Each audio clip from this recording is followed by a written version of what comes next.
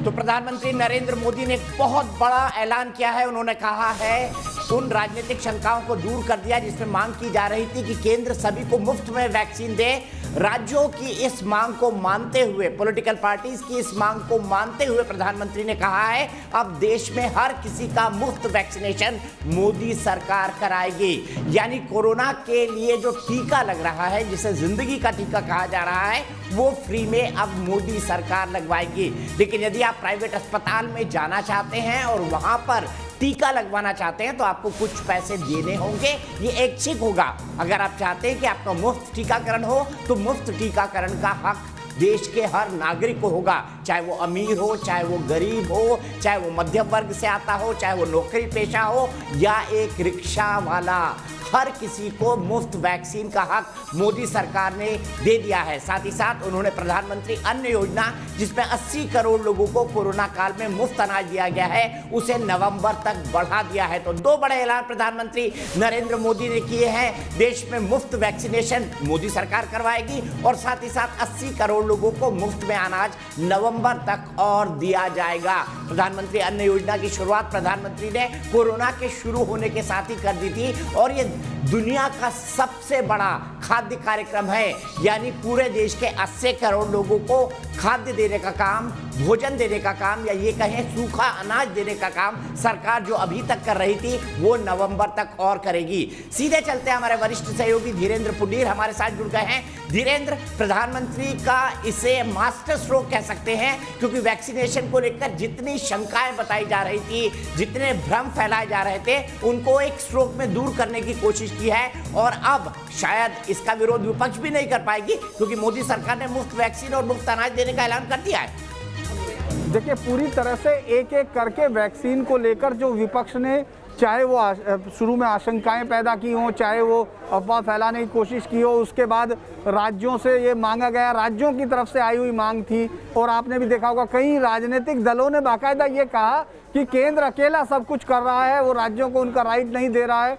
उन सब के बाद जिस तरह से उनको वैक्सीन खरीदने का अधिकार दिया गया, अलग अलग राज्यों में टेंडर हुए और कोई नहीं आया उस तरफ से, उन तमाम चीज़ों के बारे में डिटेल से ये बताया। साथ ही साथ उनको ये बताने की कोशिश की कि केंद्र सरकार किस तरह से इसको मैनेज कर रही थी। एक पूरे प्री प्लान तरीके से चला जा रहा था, जिसमें उन्होंने ये बताया कि किस तरह से फ्रंटियर जो वर्कर थे, कोरोना के फ्रंटलाइन वर्कर थे, उनको देने का फैसला कितना सही था कि आज सेकेंड वेव से वो टकराने में देश तैयार हो पाया।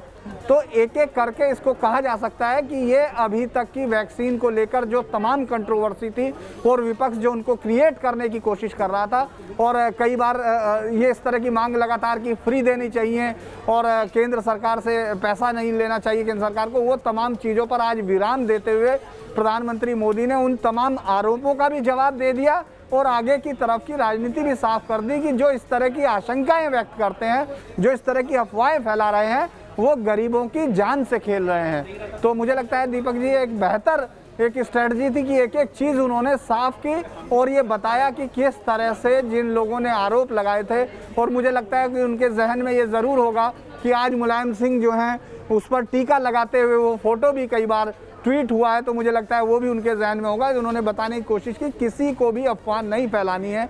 और दूसरा, 80 करोड़ लोगों को जो अन्न देने वाली जो योजना है उसको नवंबर तक बढ़ाया जाना, यानी मुझे लगता है कि प्रधानमंत्री का इसको मास्टर स्ट्रोक, आपने सही कहा, ये वाकई उनका मास्टर स्ट्रोक है।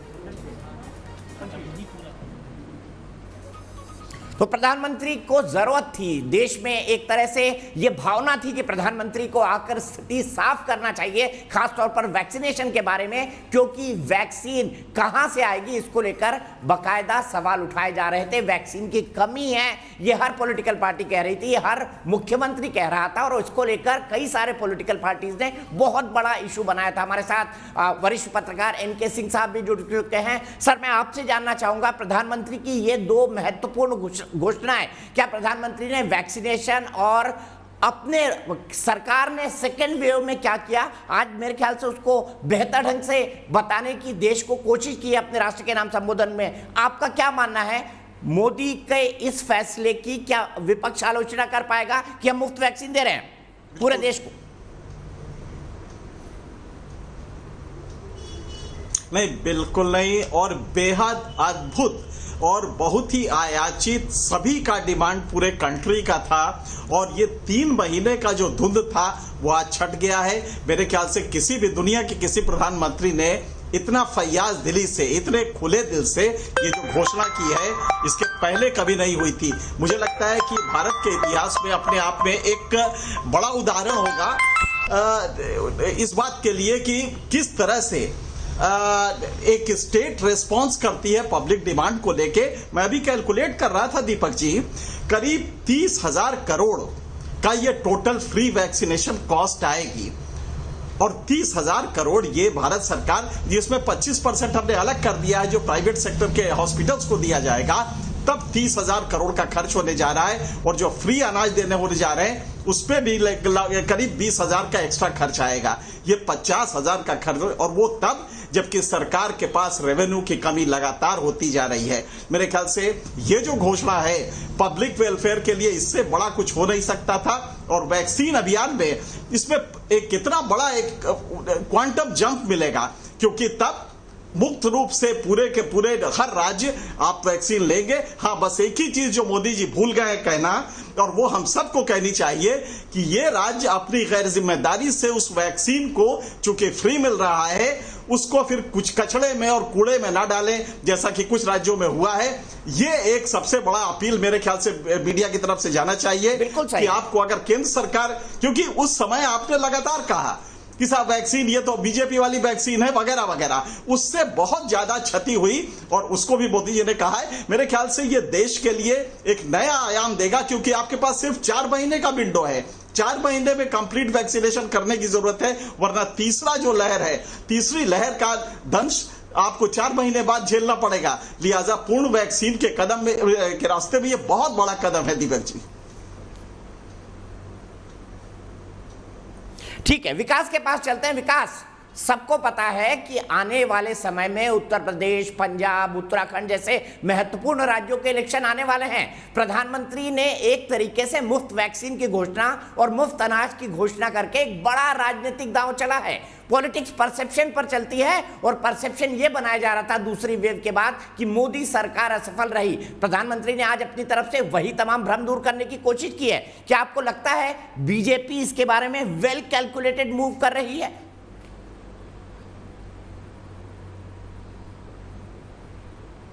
जी बिल्कुल, जो कहा आपने बिल्कुल दुरुस्त कहा कि न सिर्फ लोगों के असंतोष को, लोगों के गम और गुस्सा को दूर करने की मोदी ने कोशिश की, बल्कि जहां चुनाव होने वाले हैं वहां के लोग भी गम और गुस्से में हैं। देखिए, लगातार पार्टी के लेवल से ये सूचना मिल रही थी, पार्टी में भी आ रही थी कि लोगों में असंतोष बहुत ज़्यादा है, लोगों में गुस्सा बहुत ज़्यादा है, क्योंकि दूसरी लहर में जिस तरह की अव्यवस्था देखने को मिली, लोग दर दर भटकते रहे, अपने परिजनों की जान नहीं बचा पाए मात्र ऑक्सीजन के लिए। तो ये लगातार पार्टी के माध्यम से भी प्रधानमंत्री मोदी को इसकी सूचना मिलती रही कि लोगों में असंतोष बहुत ज्यादा बढ़ गया है, लोग गुस्से में हैं केंद्र सरकार को लेकर के। जो एक परसेप्शन बना है वो केंद्र सरकार के खिलाफ लगातार बनता चला जा रहा है।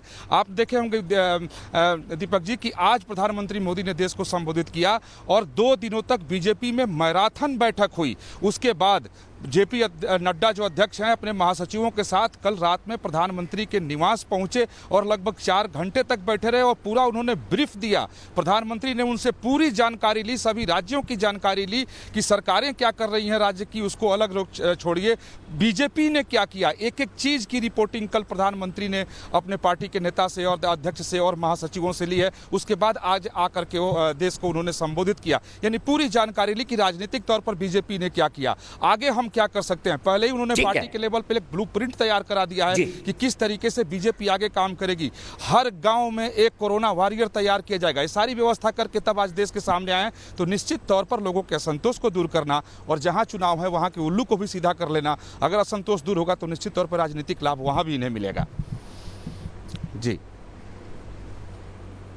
असंतोष दूर करना मेरे ख्याल से मोदी जी का ये सबसे बड़ी कोशिश थी, और भ्रम और आशंकाओं को उन्होंने दूर करने की कोशिश की। अब तक जो मांग हो रही थी कि मोदी सरकार वैक्सीन फ्री में नहीं दे रही, आज उन्होंने घोषणा की है कि मुफ्त वैक्सीनेशन अब हर किसी का अधिकार होगा। प्रधानमंत्री ने मुफ्त वैक्सीनेशन के बारे में क्या कहा, आइए सुन लेते हैं। बहुत बड़ी घोषणा है।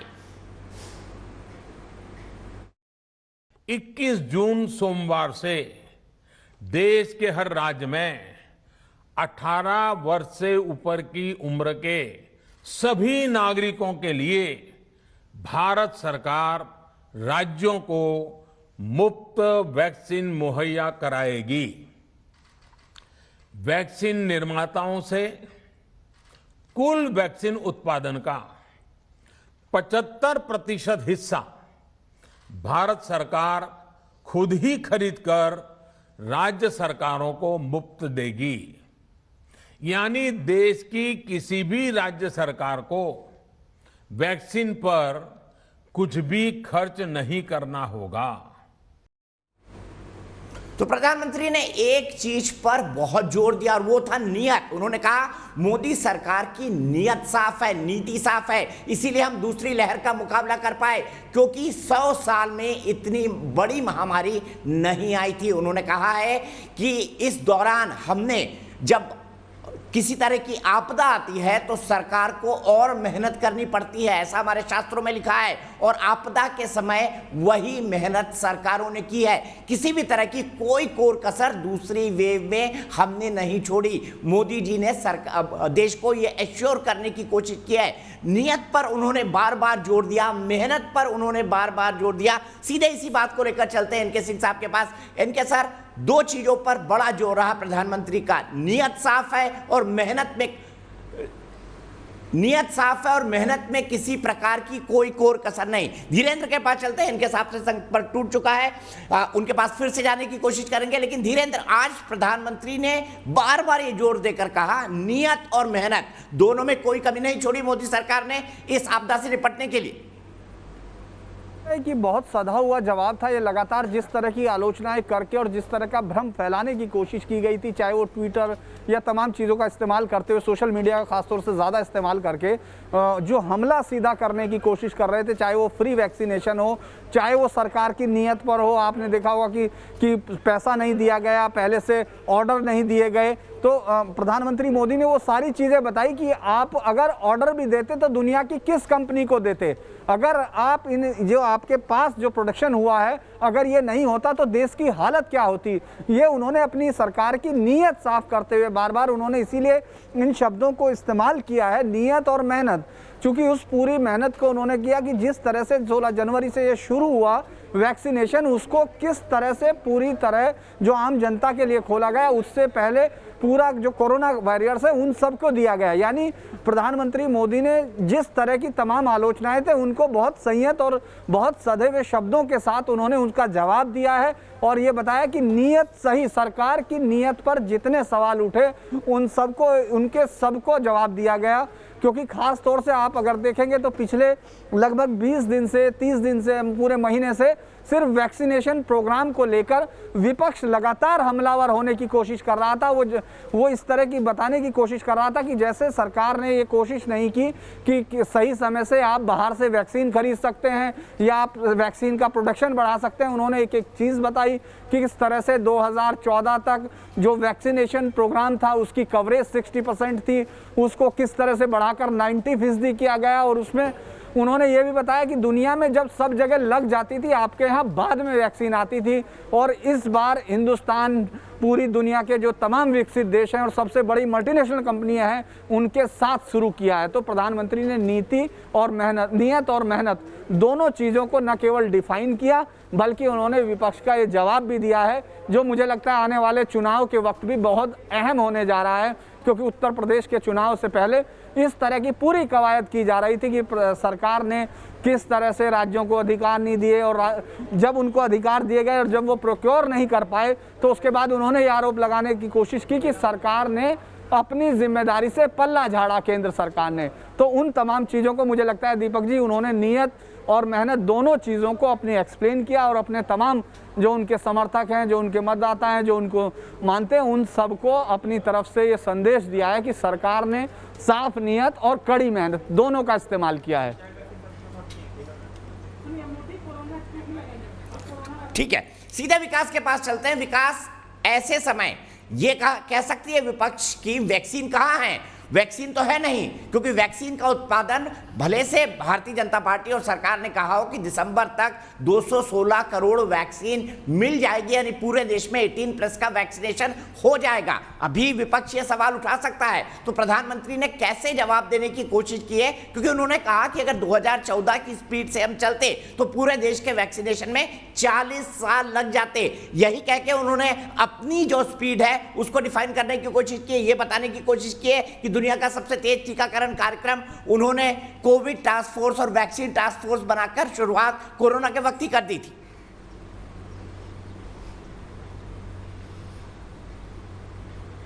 जी बिल्कुल सही कहा आपने। देखे जब वो बोलना शुरू किए थे और एक एक जानकारी जब वो दे रहे थे तो उसके बाद उन्होंने इंद्रधनुष की बात उन्होंने की, तो उस समय जब मैं भी सुन रहा था तो मुझे लगा कि कोरोना की बात करते करते इंद्रधनुष की बात ये क्यों कर रहे हैं। और तब उन्होंने फिर उदाहरण दिया कि जिस रफ्तार से हम चल रहे थे उस रफ्तार से 40 साल लग जाता। और एक बात उन्होंने और कही कि जो टीकाकरण चल रहा है ये दुनिया के संपन्न देशों में ही अभी शुरू हुआ है और हम संपन्न देश न होते हुए भी, यानी उनका अर्थ शायद यही था कि देखिए हम टीकाकरण में कितने आगे हैं। साथ ही देखे कि उन्होंने 21 जून की तिथि भी निर्धारित की कि 21 जून से 18 साल के ऊपर के लोगों को दिया जाएगा, यानी उसके पहले वो उसकी तैयारी कर लेंगे। यानी जो मेरी जानकारी है कि जितने भी टीका उत्पादन करने वाली कंपनियां भारत में हैं और बाहर से जो इन्होंने आपूर्ति की बात की, वो उस समय तक ये सुनिश्चित कर लेंगे ताकि अगर विपक्ष कोई सवाल उठाता है तो आंकड़ों के जरिए उनको जवाब दिया जा सके कि जितने लोगों को टीका की आवश्यकता है उस हिसाब से भारत सरकार तैयारी करके रखी है। इसलिए पहले प्रधानमंत्री मोदी ने विपक्ष के लोगों को आईना दिखाया कि आपके समय में क्या होता था, 2014 के बाद से क्या हो रहा है, अभी रफ्तार क्या है और 21 जून से हम शुरू करेंगे तब हमारी तैयारी कैसी होगी और हम क्या तैयारी कर रखे हैं। तो एक तरीके से विपक्ष के मुंह को बंद करने की भी कोशिश आज के अपने संबोधन से प्रधानमंत्री नरेंद्र मोदी ने आंकड़ों के जरिए भी की, अपनी तैयारी को बता करके भी किया। जी अब इनके सर विपक्ष ये जरूर कहेगा कि वैक्सीन है कहां, क्योंकि इतनी तो मैन्युफैक्चर देश में हो नहीं रही। सरकार ने कहा है कि दिसंबर तक 216 करोड़ वैक्सीन आ जाएगी। विपक्ष क्या इश्यू ढूंढने की कोशिश करेगा? यह सवाल तो उठेगा कि वैक्सीन आएगी कहां से, क्या सरकार के पास, सरकार इसका एक फुल प्रूफ प्लान 21 जून तक दे पाएगी?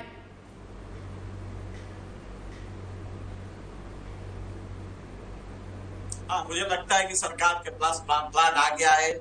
एक तो बायोटेक टीम ने जो नए प्लेटफॉर्म पे वैक्सीन बनाई है वो काफी जबरदस्त है और बहुत सक्सेसफुल होने जा रहा है। शायद मोदी जी उसके लिए अलग से ऐलान करेंगे। बायोटेक की 50 रुपए का एक वैक्सीन पड़ने जा रहा है और वो भारत का बनाया हुआ, हालांकि वो अमेरिका के इंस्टीट्यूट ने किया उसको ईजाद, लेकिन वो पूर्ण रूप से भारत में बनेगा और उसके लिए 1500 करोड़ गवर्नमेंट ऑफ इंडिया ने ऑलरेडी दे दिया है। मुझे लगता है कि अगले 1 हफ्ते 2 हफ्ते में मोदी जी फिर से एक ऐलान करेंगे कि बायोटेक ई का ये जो प्रोडक्ट है ये टीका बेस्ट है और वाकई वो बेस्ट है, क्योंकि जिस प्लेटफॉर्म पे बनाया गया है उसके वो पहली बार कोरोना में इस्तेमाल हो रहा है और वो मेरे ख्याल से सब, इसीलिए ये आप देख रहे हैं कि आज का ऐलान जो था कि फ्री वैक्सीन देंगे, ये बहुत बड़ा ऐलान। इसके पर्दे के पीछे काफी कुछ है। दूसरा, कोवैक्सीन के कैपेसिटी ऑगमेंटेशन के लिए बात तय हो गई है। मुझे लगता है कि भारत में करीब 80 लाख टीका पर डे बनना शुरू हो जाएगा और बाकी 30 लाख या 30 लाख टीका ये इंपोर्ट करके मंगवाएंगे बाहर के देशों से। कुल मिला के 1,10,00,000 करोड़ अगर टीका ये लगाते हैं तो अगले 5 महीने में या यूं कहिए दिसंबर तक देश को लगभग पूर्ण वैक्सीनेशन हो चुका होगा और मेरे ख्याल से अब ये लग रहा है कि ये फिजिबल प्रोपोजिशन है और बहुत जल्दी ही ये मुकम्मल हो जाएगा। मेरे ख्याल से मोदी जी इसमें सफल होने जा रहे हैं। इनके सर एक क्विक कमेंट, नेता वो होता है जो सॉल्यूशन देता है, लीडर वो होता है जो लीड करके चलता है। क्या मोदी जी ने फिर से आज अपने भाषण के जरिए वो दिखाने की कोशिश की कि कोरोना का सॉल्यूशन वैक्सीनेशन है और वो मैं देने जा रहा हूं? तो बड़ा अच्छा सवाल है, बड़ा अच्छा सवाल है दीपक जी, और बिल्कुल एग्जैक्टली यही मैं कहने जा रहा था। एक इसमें और ऐड कर दूंगा, नेता वो भी है जो कि अगर कोई गलती पीछे हुई है उसका एहतराम करके और उसको फिर से रिपेयर कर दे। ये बात सही है कि जनता नाराज थी, ये बात सही है कि वैक्सीन की कमी देश में रही, लेकिन ये भी सही है कि जिस रफ्तार से बाउंस बैक मोदी जी ने किया है, जिस रफ्तार से सेंट्रल वैक्सीनेशन को फिर से शुरू कर रही है, मेरा आज का डेटा है, कल शाम तक का डाटा है कि आप करीब 25 लाख टीके लगवा रहे थे, अब जो ये नया स्कीम आ रहा है, जिसमें आप करीब 70-80 लाख टीके लगवा सकते हैं पर डे, जो कि लगातार बढ़ता जाएगा। तो नेता वो भी होता है जो कि न केवल अपने एक भाषण में अपनी अगर जो गलतियां हुई है उसको भी रिपेयर करके, और अगर कोई निर्णय गलत है तो उसको सही, आज आप इसको देखिए, ये निर्णय गलत था, वो ठीक है, केंद्र राज्यों ने मांग की, किसने मांग की, क्या नहीं मांग की, वो एक विवाद हो सकता है, लेकिन वो जो पॉलिसी थी वो गलत थी, और उस पॉलिसी को फिर से आप 16 जनवरी की पॉलिसी पे ले जा रहे हैं कि नहीं, केंद्र ही सारा एक्वायर करेगा, केंद्र ही राज्यों को दे। ये अपने आप में एक नेता की बड़ी क्वालिटी है, जो कि मोदी जी में खास करके आज हमने देखा। ठीक है, ठीक है, नेता वो है जो लीड करके चलता है। मोदी जी के इस ऐलान के बाद देश भर की प्रतिक्रिया भी आपको बताएंगे। फिलहाल एक ब्रेक, लेकिन न्यूज नेशन पर कवरेज का सिलसिला लगातार जारी है।